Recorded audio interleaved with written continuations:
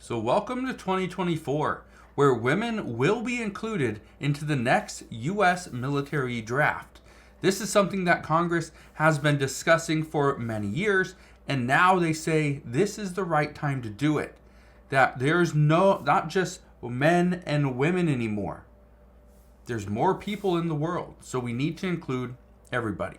So I'm going to break down what many people are saying, why some people say that this has to happen this year, and also show you a map of the United States showing you where it'd be automatic that women are automatically included, where some states you have to opt in, other states you have to opt out. So I'll break all this down in just a moment. All I ask is one thing, takes 2 seconds. Go ahead, hit that like button if you enjoy these daily updates. And now let's begin.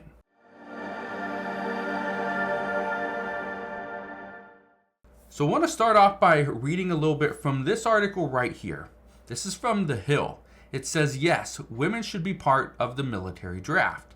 Now, I want to get to some of that article because I think what it has to say is, well, it's good.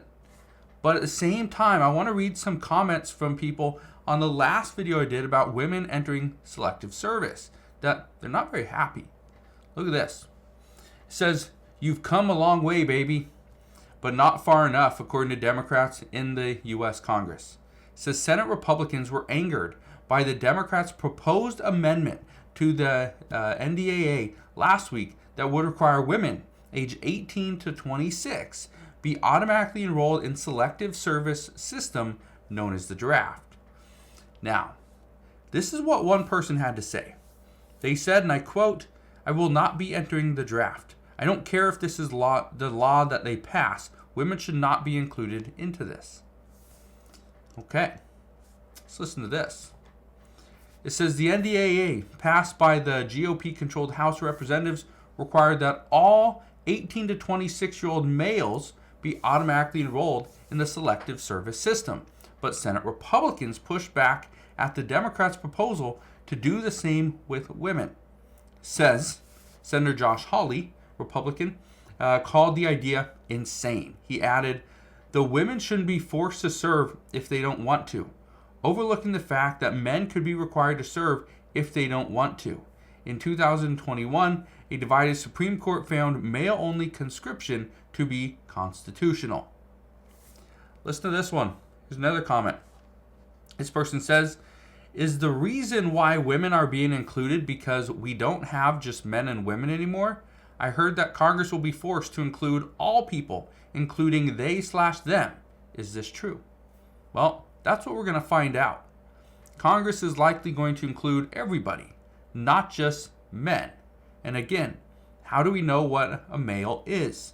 This is something that you turn on YouTube, you watch TikTok for a little bit, and people like Charlie Kirk come on, and they're trying to ask people at colleges, what is a woman, right? What is a male? And then many people don't know. Many people have a different idea. And so if we don't know what is a male, what is a female, how can we include those people into selective service? That's where Congress is likely going to have to just come out and say, everybody will automatically be registered for selective service if you're between the ages of 18 and 26 years old. Again, it's going to anger many people, but at the end of the day, that's kind of where we've gone. Let's keep reading a little bit. It says right here, Hawley led 2 successful efforts in 2021 and 2022 to defeat similar amendments, so he will likely lead the attempt again, along with Senator Roger Wicker, a Republican, and on the Senate Armed Services Committee to strip the language from the bill. It says, it may be too soon to tell if the amendment survives, but it's time to prepare for conscripting women in a time of war or national emergency. That's what they're already predicting, is that women will be included. And honestly, I don't see a way that they won't be included. That's the problem. Because many women don't want to go. Many women feel that there shouldn't be them that are required to join the draft. Listen to what this person had to say. This person says, and I quote, if all women are set to be included into the draft, then I will be moving to Canada. I can't be part of a country that would risk women, and I don't want my daughter around it either. Interesting. I have no clue if this person is a male or a female. Okay. All it says is they can't be a part of a country that would risk women, and they don't want their daughter around it either. Okay. Now, you might not have to leave the country. You might not have to move to Canada or another country in order to, get around this. Look at this. It says military draft map shows U.S. states women may be automatically signed up. Now, this is from Newsweek.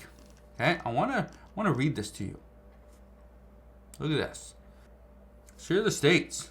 So in certain states, it's automatic. You can see them right here. Okay, these are all the states where it's all automatic that you would be signed up for selective service. In certain states, like Oregon, California, you wouldn't. But you could opt out in Washington and Idaho, even Montana. You can opt out over here in Maine. You can opt out in New Hampshire. Over here in Missouri. Yep, right here in Indiana. You can just opt out. Okay? Or you'd opt in. Excuse me. This is where you would opt out. In Nevada, in Iowa, in Kentucky, and in New York. You would be able to opt out. So again, you don't have to leave the country. But again, not every single state's going to abide by this. We've seen it over the past few years as well. That Congress passes a bill to include whatever, right? Maybe it's a mask mandate. And the states come out and say, no, we aren't going to do that. We are not going to require our residents to do that. So even though that may be a federal mandate, the state says, no, we're not going to do it. We aren't going to listen to that guy in office. We're going to do our own thing. What our governor decides is best for our residents here. That's exactly what's happening right here. States aren't just coming out and saying, okay, it's federal law, so we're just going to do it. No. States are saying, we are going to decide, not you. So that's what I think is very interesting at this time is right now, lawmakers are planning on trying to include women into this selective service system. However, states are saying that no, they aren't going to let it happen.